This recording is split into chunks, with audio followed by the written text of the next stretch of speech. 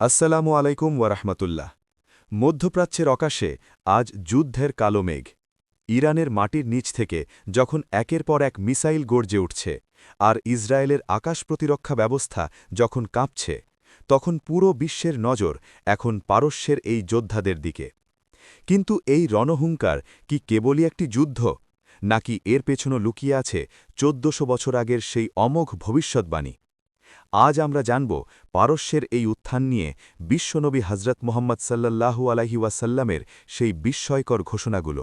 ইতিহাস সাক্ষী, পারস্যের মানুষেরা যখন কোনো লক্ষ্য স্থির করে, তখন পাহাড়ও তাদের সামনে মাথা নত করে।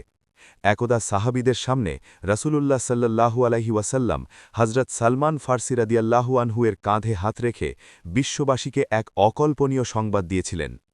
তিনি বলেছিলেন, যদি ঈমান অথবা জ্ঞান সুরাইয়া নক্ষত্রের উচ্চতায়ও থাকে, তবে পারস্যের কিছু লোক সেখান থেকেও তা অর্জন করে নিয়ে আসবে। লক্ষ্য করুন বর্তমান বিশ্বের দিকে। বছরের পর বছর কঠোর অবরোধ আর নিষেধাজ্ঞার শেকল পায়ে দিয়েও ইরান আজ ড্রোন আর মিসাইল প্রযুক্তিতে বিশ্বকে তাক লাগিয়ে দিচ্ছে। নবীজি সাল্লাল্লাহু আলাইহি ওয়াসাল্লামের সেই ইঙ্গিত আজ বাস্তব সত্য হয়ে আমাদের চোখের সামনে ধরা দিচ্ছে। তাদের এই মেধা আর জেদ আজ তাদের এক অপরাজেয় শক্তিতে পরিণত করেছে। যুদ্ধের ময়দানে যখন সত্য ও মিথ্যার চূড়ান্ত লড়াই শুরু হবে, তখন পৃথিবীর এক প্রান্ত থেকে ধেয়ে আসবে এক অদম্য বাহিনী। রাসূলুল্লাহ সাল্লাল্লাহু আলাইহি ওয়াসাল্লাম সেই বিশেষ বাহিনীর কথা স্পষ্টভাবে উল্লেখ করে গেছেন। হাদিসে বর্ণিত হয়েছে যে খোরাসানের দিক থেকে কালো পতাকাবাহী এক দল বের হবে, যাদের কেউ রুখতে পারবে না। তারা জেরুজালেমের মাটিতে সেই পতাকা না পোতা পর্যন্ত থামবে না। প্রাচীন খোরাসানের একটি বড় অংশ বর্তমান ইরানের সীমানার ভেতরে। বর্তমান ভূরাজনৈতিক প্রেক্ষাপটে ইরানের এই সামরিক শক্তি এবং তাদের লক্ষ্য সবই যেন সেই কালো পতাকাবাহী বাহিনীর বীরত্বের কথাই মনে করিয়ে দিচ্ছে।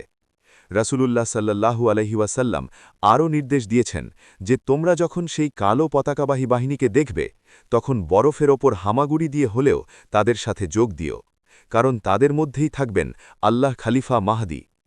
পারস্যের এই অকুতভয় যোদ্ধারা কি তবে সেই চূড়ান্ত লড়াইয়েরই প্রস্তুতি নিচ্ছে? পৃথিবীর রণক্ষেত্রে আজ যে আগুনের শিখা দেখা যাচ্ছে, তা হয়তো কোনো বড় পরিবর্তনের সংকেত। রাসূলুল্লাহ সাল্লাল্লাহু আলাইহি ওয়াসাল্লামের প্রতিটি কথা আজ ধ্রুব সত্যের মতো ফুটে উঠছে। ইরান আর ইসরায়েলের এই সংঘাত কি তবে কিয়ামতের সেই চূড়ান্ত মুহূর্তের দিকেই আমাদের নিয়ে যাচ্ছে? হে মুসলিম উম্মাহ, আপনি কি প্রস্তুত? আপনার মতামত আমাদের কমেন্টে জানান। ভিডিওটি ভালো লাগলে শেয়ার করে সবাইকে এই সত্যগুলো জানার সুযোগ করে দিন। পরবর্তী আপডেট পেতে এখনই আমাদের চ্যানেলটি সাবস্ক্রাইব করুন। আল্লাহ আমাদের সবাইকে ঈমানের ওপর অটল রাখুন। আমিন। আসসালামু আলাইকুম ওয়ারাহমাতুল্লাহ।